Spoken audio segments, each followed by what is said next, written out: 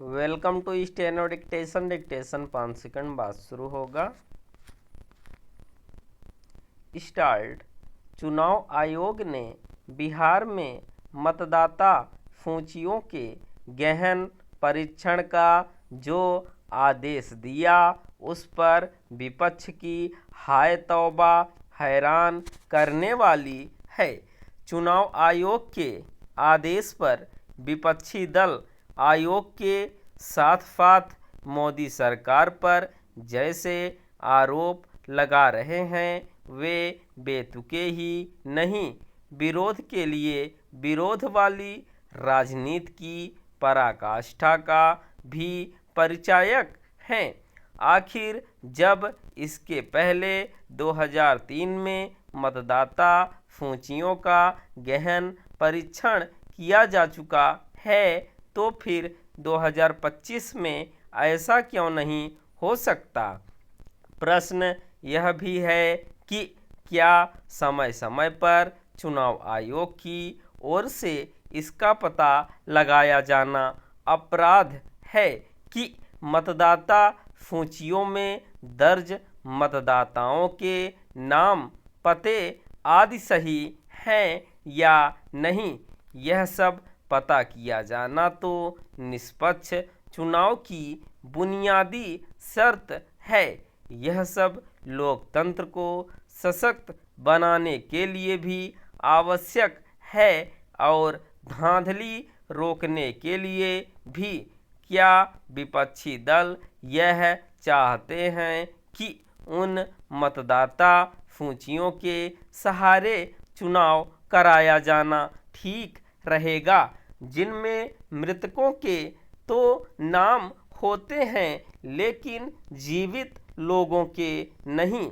विपक्षी दलों और विशेष रूप से कांग्रेस एवं राष्ट्रीय जनता दल के नेताओं की माने तो चुनाव आयोग के मतदाता सूचियों के परीक्षण का आदेश प्रधानमंत्री मोदी के निर्देश पर दिया है और आयोग वास्तव में उनके कहने पर लोकतंत्र को नष्ट करने पर आमादा है।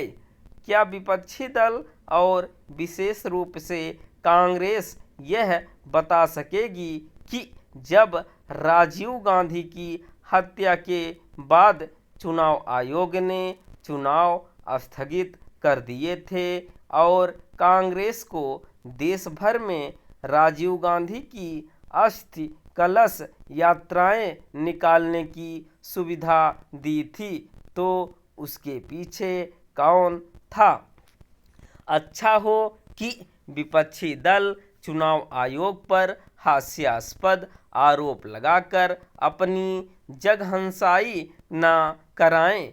वे हरियाणा और महाराष्ट्र के विधानसभा चुनाव में कथित धांधली का शोर मचाकर पहले ही ऐसा कर चुके हैं। चुनाव आयोग को भाजपा की कठपुतली बताकर और उसके उचित मुकदमों का भी बेतुका विरोध करके विपक्षी दल जनता को बरगलाने में सफल नहीं हो सकते।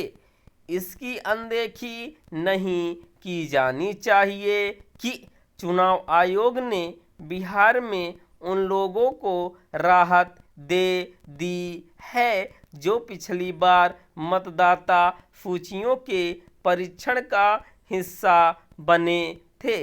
विपक्षी दलों की ओर से यह आग्रह तो किया जा सकता है कि चुनाव आयोग मतदाता सूचियों के परीक्षण के लिए थोड़ा और समय दे, लेकिन यह मांग करना बेकार की बात है कि ऐसा होना ही नहीं चाहिए। भारत के किसी भी चुनाव में भारत के लोगों को ही मतदान करने का अधिकार मिलना चाहिए।